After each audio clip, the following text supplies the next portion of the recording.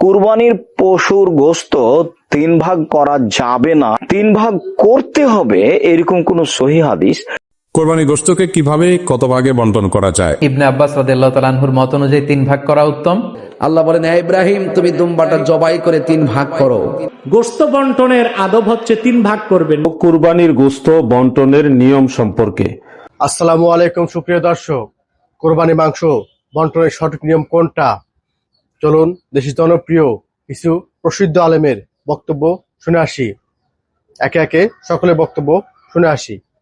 কুরবানির গোশত কয় ভাগে ভাগ করতে হবে? আমরা তো সমাজে কুরবানির গোশত 3 ভাগের ভাগ করতে দেখছি। মনে হচ্ছে যেন এটা যুগ যুগ ধরে একটা নিয়ম চলে আসছে। 3 ভাগের ভাগ করে 2 ভাগ নিয়ে আসা হয়, আর 1 ভাগ জনগণের মাঝে রেখে আসা হয়। গ্রামের মডল মাতাব্বর যিনি, তিনি সময়ের উপরে জনগণের মাঝে মাথা পিছু ভাগ করে দেন, বা যারা কুরবানি দেয়নি তাদের মাঝে ভাগ করে দেন। সম্মানিত দর্শক মন্ডলী, কুরবানির পশুর গোশত 3 ভাগ করা যাবে না এ কথা আমরা বলছি না, তবে 3 ভাগ করতে হবে এরকম কোন সহিহ হাদিস রাসূল সাল্লাল্লাহু আলাইহি ওয়াসাল্লামের পক্ষ থেকে আমরা অবগত নই। কিছু আসার পাওয়া যায় 3 ভাগের মর্মে আমরা বলতে পারি যে মানুষ 3 ভাগ করতে পারে, কিন্তু কুরবানির গোশত 3 ভাগ করতে হবে এ কথা ঠিক নয়। সম্মানিত দর্শক মন্ডলী, কুরবানির গোশত 3 ভাগ করতে হবে এই আদেশ আল্লাহর রাসূল করেননি। তিনি যে বলেছেন যে তোমরা কুরবানির গোশত খাও, দুস্থ গরিবকে খাওয়াও এবং জমা করে রাখো। অত্র হাদিসে 3টি কথা রয়েছে, একটি জমা করে রাখা, একটি নিজে খাওয়া, আর একটি দুস্থ গরিবের মাঝে বন্টন করে দাও। মর্মেই হয়তো মানুষ বুঝেছে যে কুরবানির গোশত 3 ভাগ করতে হবে, তা ঠিক নয়। অবশ্য কিছু আসার থেকে বোঝা যায় কুরবানির গোশত 3 ভাগ করার ব্যাপারে। সম্মানিত দর্শক মন্ডলী, কুরবানির গোশত 3 ভাগ করতে রাসূল সাল্লাল্লাহু আলাইহি ওয়াসাল্লাম বলেননি, নিজেও করেননি। 3 ভাগ করলে গুনাহ হবে এ কথাও নয়। কুরবানির গোশত খুব দামি গোশত, মানুষ দিবে রাখবে এ কথাই ঠিক। যদি 3 ভাগ করেই বা, তাহলে 1 ভাগ যেটা জনগণের মাঝে রেখে এসেছে সেটা আপোষে বন্টন করবে না, না করাই ভালো। গরিব মানুষ বেশি পাক, তাতে কি আছে? কোরবানির গোশত বন্টন করা সুন্নাত। কোরআনে কারিমে আল্লাহ তাআলা জানিয়েছেন, ফাকুলু মিনহা ওয়া আতিমুল বাইসাল ফাকির, তোমরা নিজে খাও, অভাবগ্রস্ত যারা চাইতে পারে না তাদেরকে দাও, আর যারা অভাবগ্রস্ত এবং এতিম মিসকিন যারা বিনয় ভাবে চায় এদেরকে দাও। তার মানে আপনি যদি কোরআনের আয়াত ফলো করেন তাহলে আপনাকে 3টা ভাগ করে নিজের 1 ভাগ, আত্মীয় স্বজনের 1 ভাগ এবং গরিব মিসকিনকে 1 ভাগ দেওয়া লাগবে। আর কেউ যদি নিজে সব প্রয়োজনে খেয়ে ফেলতে পারে অসুবিধা নেই, নিজের মাংস সব খেয়ে ফেলতে পারলেও কাউকে না দিলেও কোরবানি আদায় হবে। কোরবানি গোশতকে কিভাবে কত ভাগে বন্টন করা যায় এবং গরিবদের মাঝে কিভাবে আমরা উত্তম রূপে দিতে পারবো? কোরবানি গোশত বন্টন নিয়ে আমাদের টেনশনের কোনো শেষ নাই, এত প্রশ্ন এ বিষয়ে আসে বলার মতো না। কোরবানি গোশতকে 3 ভাগে ভাগ করা মুস্তাহাব বা উত্তম। হুবহু 3 ভাগ না করে কেউ 4 ভাগ করে বা 2 ভাগ করে বা একটু হেরফের করে, তাতে কোরবানি অসুবিধা হবে না, কিন্তু উত্তম হলো এটা। আল্লাহ কোরআন কারীমে বলেছেন, ফাতিমু ফাকুলু মিনহা ওয়া আতিমুল কানিআ ওয়াল মু'তার। আর যা বলেছেন ফাকুলু মিনহা ওয়া আতিমুল কানিআ ওয়াল বাইসাল ফাকির। এই যা বলেছেন আল বাইসাল ফাকির, আর যা বলেছেন আল কানিআ ওয়াল মু'তার। সাকুরের 3টা শ্রেণী এখান থেকে পাওয়া যায়। নাম্বার 1, নিজের জন্য একটা অংশ রাখা, নিজের পরিবারের জন্য। আরেকটা অংশ হলো দরিদ্র অসহায় গরিব মানুষদেরকে, ফকিরদেরকে। আর আরেকটা অংশ হলো আপনার প্রতিবেশী, আত্মীয় স্বজন, যারা হয়তো মানুষের কাছে হাত পাততে পারে না, এরকম মানুষদের। 3 ভাগে 3টা ভাগ করে আপনি কোরবানি পশু বন্টন করবেন। হুবহু 3 ভাগ না, একটু কম বেশি, নিজে একটু কম রেখে বেশি দিলেন বা একটু বেশি রেখে কম দিলেন, তাতে কোরবানির অসুবিধা হবে না। আর গরিবদের মধ্যে বন্টন করার ক্ষেত্রে সবচেয়ে উত্তম হয়, বিশেষ করে আজকাল আমাদের সমাজে কিছু মানুষ আছে যারা মানুষের কাছে হাত পাততে পারে, তারা বাড়ি বাড়ি যে কোরবানির গোশত কালেকশন করে, তাদেরকে আপনি দিবেন। যারা চায় ভিখারি, তাদেরকে ধমক দিবেন না দিতে পারলেও। কিন্তু এর চেয়ে বেশি ইম্পর্টেন্ট, এর চেয়ে বেশি গুরুত্বপূর্ণ হলো যে মানুষগুলো কোরবানি করে না কিন্তু মানুষের কাছে হাতও পাততে পারে না, তাদেরকে খুঁজে খুঁজে বের করে তাদের বাসায় বাসায় গিয়ে পৌঁছে দিয়ে আসেন, সেটা হবে সবচাইতে উত্তম। আল্লাহ বলছেন, ইব্রাহিম তুমি না আমার হাজেরাকে বলছো দাওয়াত খেতে আসছো। আমার হাজেরা যদি জিজ্ঞেস করে বাবা ছেলে মিলে দাওয়াত খেয়ে আসছো, আমার জন্য কি আনছো? আল্লাহ বলেন, হে ইব্রাহিম তুমি দুম্বাটা জবাই করে 3 ভাগ করো। এক ভাগ তুমি তোমার পরিবারের জন্য নিয়ে যাও, আরেক ভাগ দান করে দাও, আরেক ভাগ আত্মীয় স্বজনের মধ্যে দিয়ে দাও, আমার হাজেরার জন্য নিয়ে যাও। জোরে কন্যা সুবহানাল্লাহ। তো বলুন তো দেখি, আল্লাহকে রাজি করতে গেলে আল্লাহ যদি রাজি এবং খুশি হয়ে যায়, আল্লাহ আমাদেরকে নিয়ামত দেয় কি দেয় না? এরই ধারাবাহিকতার নাম কোরবানি। খবরদার, বনের পশু নয়, মনের পশুত্বকে আপনি কোরবানি করেন। আপনার রিয়া, আপনার অহংকার, আপনার হিংসা, আপনার ক্রোধ, আপনার লালসা, আপনার দেমাগ, আপনার তাকাব্বুরি, এগুলোকে আগে দাফন করেন, কোরবানি করেন। এরপরে পশুর গলার মধ্যে বিসমিল্লাহি আল্লাহু আকবার বলে আপনি জবাই করেন। এই রক্ত মাটিতে পড়ার আগে আপনার কোরবানি কবুল হয়ে যাবে। এই কোরবানি মানি হলো আল্লাহর নৈকট্য লাভ করা। কার নৈকট্য লাভ করা? ইবনে আব্বাস রাদিয়াল্লাহু তাআলা আনহুর মত অনুযায়ী 3 ভাগ করা উত্তম, তবে এটা আবশ্যক নয়। আপনি 1 ভাগ নিজে খাবেন, 1 ভাগ আত্মীয় স্বজন প্রতিবেশীদের দিবেন, আরেক ভাগ গরিব দুঃখীদের মাঝে বন্টন করে দিবেন। এটা উত্তম, কিন্তু এটা আবশ্যক নয়। পুরো গোশত যদি আপনার লেগে যায় আপনি ভোগ করতে পারেন, আর যদি আপনার কাছে অতিরিক্ত গোশত থাকে এটা আপনি আত্মীয়দের দান করুন, গরিব আত্মীয়দের আপনি উপহার দিন, গরিব মিসকিনদের, সুবিধা বঞ্চিত মানুষদেরকে আপনি এগুলো দান করুন। কারণ সূরাতুল হজ্জের 28 নম্বর আয়াতে আল্লাহ তাআলা বলেছেন, ফাকুলু মিনহা ওয়া আত'ইমুল বাঈসাল ফাকির, তোমরা কুরবানির এই গোশত নিজেরাও খাও এবং অভাবী লোকদেরকে দাও। এবং সহিহ বুখারীতে আল্লাহ রাসূল সাল্লাল্লাহু আলাইহি ওয়াসাল্লামের একটি বর্ণনা, আল্লাহ রাসূল সাল্লাল্লাহু আলাইহি ওয়াসাল্লাম বলেছেন, কুলু ওয়া আত'ইমু ওয়াদাখিরু, অর্থাৎ কুরবানির গোশত তোমরা খাও, ওয়া আত'ইমু মানে অন্যদের খাওয়াও, ওয়াদাখিরু এবং তোমরা এটাকে প্রিজার্ভ করে রাখো বা জমা করেও রাখতে পারো। অর্থাৎ আপনি চাইলে ফ্রিজে রাখতে পারবেন, আপনি পরবর্তীতে খেতে চাচ্ছেন আপনি রাখতে পারবেন ইনশাআল্লাহ।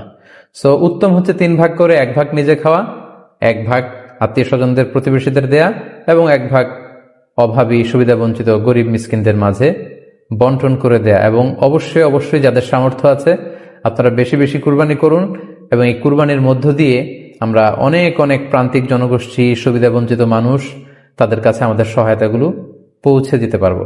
আপনার যতটুকু সাধ্য আছে হালাল পবিত্র টাকা দিয়ে আপনি ওই রকম কোরবানি করবেন। কিছু পারেন না, একটা বকরি কোরবানি করবেন, কারণ আপনার গোশত রক্ত কিছুই তো আল্লাহর কাছে যাবে না। যাবে কি? লা ইয়ানালুল্লাহা লুহুমুহা ওয়ালা দিমাউহা ওয়ালাকিন ইয়ানালুহুত তাকওয়া মিনকুম, কখনোই তোমাদের কোরবানির পশুর গোশত এবং রক্ত আল্লাহর কাছে পৌঁছবে না। যেটা পৌঁছবে সেটা হলো তাকওয়া। কি পৌঁছবে? নেক নিয়ত। কি পৌঁছবে? অথবা আপনারা যারা কোরবানির পশু কিনেছেন এখনো নিয়তে গড়বড় আছে, ঈদগাহ থেকে যাওয়ার আগে নিয়তটা ঠিক করে ফেলেন। পারবেন না ইনশাল্লাহ? 2, গোশত বন্টনের আদব হচ্ছে 3 ভাগ করবেন। নিজে 1 ভাগ রাখবেন, আত্মীয়কে 1 ভাগ দিবেন, গরিবকে 1 ভাগ দিবেন। গরিবকে আপনারা খুব কমই দেন। 4 গরুর রান 4 ভাগ হয়, একটা বিয়াই বাড়ি, একটা শ্বশুর বাড়ি, একটা জামাই বাড়ি, ঠিক কিনা? আরেকটা মেয়ের বাড়ি। তো গরিবকে দিলেন কি না, অন্তত বছরে 1 বার গরিবকে গোশত খাওয়ার সুযোগ করে দিবেন। পারবেন না ইনশাল্লাহ? সবচেয়ে নফলের মধ্যে সবচেয়ে দামি আমলগুলোর একটা হচ্ছে গরিব মিসকিনকে খাওয়ানো। সুবহান। কোরবানির পশুর গোশত বন্টনের সঠিক নিয়ম কি? 3 ভাগ সমান সমান করতে হবে। বন্টন 3 ভাগে না করলে কি কোরবানি হবে? কোরবানির পশুর গোশত বন্টনের নিয়ম হচ্ছে সুন্নত, সওয়াব, ভালো।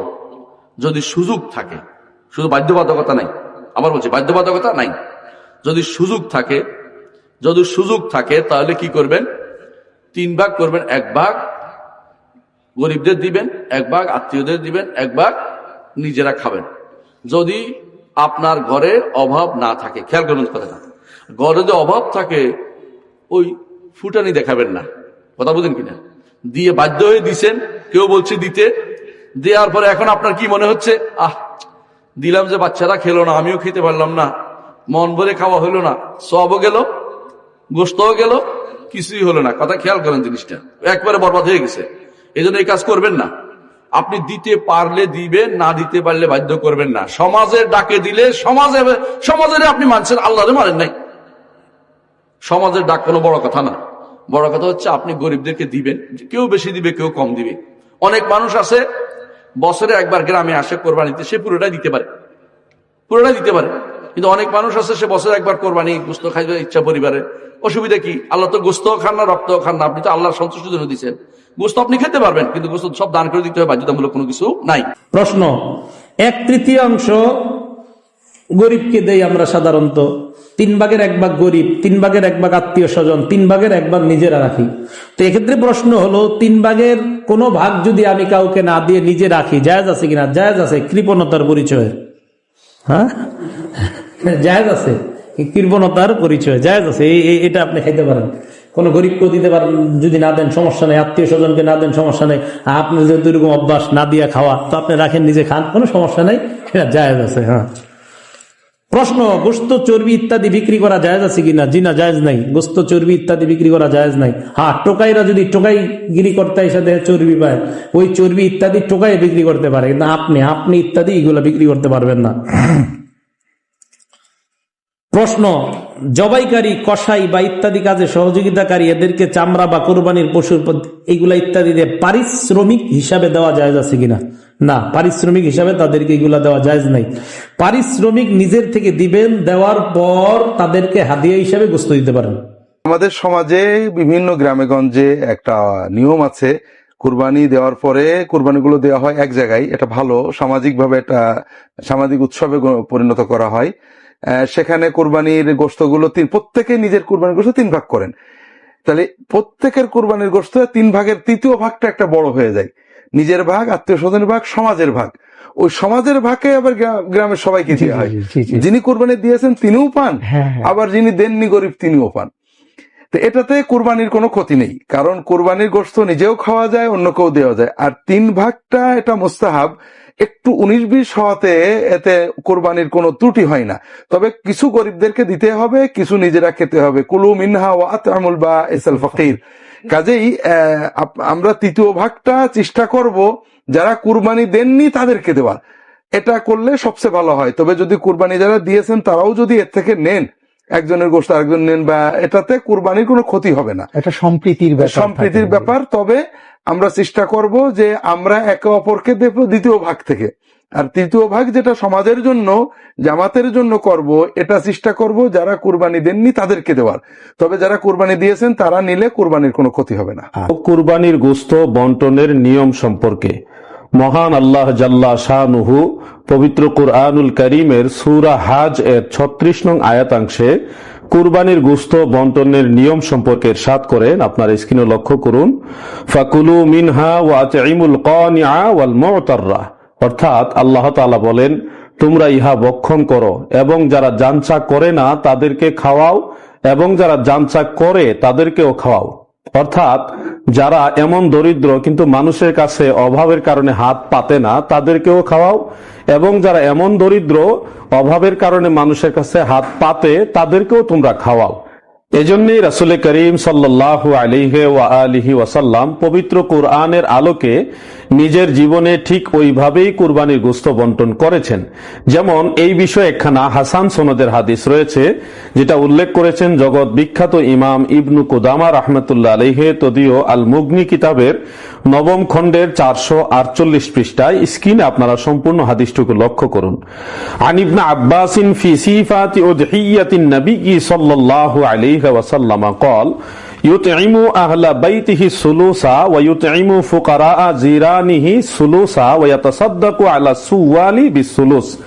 অর্থাৎ বিখ্যাত সাহাবী হযরত ইবনে আব্বাস রাদিয়াল্লাহু আনহুমা থেকে বর্ণিত, তিনি রাসূল পাক সাল্লাল্লাহু আলাইহি ওয়াসাল্লামের কুরবানির গোশত বন্টনের সিফাত বা নিয়ম সম্পর্কে বলেন যে আল্লাহ রাসূল সাল্লাল্লাহু আলাইহি সাল্লাম কুরবানির গোশতের 3 ভাগের 1 ভাগ নিজে এবং নিজের আহলে বাইত পরিবার বর্গকে খাওয়াতেন, এবং বাকি 3 ভাগের 1 ভাগ রাসূল পাক সাল্লাল্লাহু আলাইহি ওয়াসাল্লামের প্রতিবেশীদেরকে খাওয়াতেন, এবং সর্বশেষ 3 ভাগের 1 ভাগ রাসূল পাক সাল্লাল্লাহু আলাইহি সাল্লাম দরিদ্র হত দরিদ্র যারা তাদেরকে বিতরণ করতেন, খাওয়াতেন।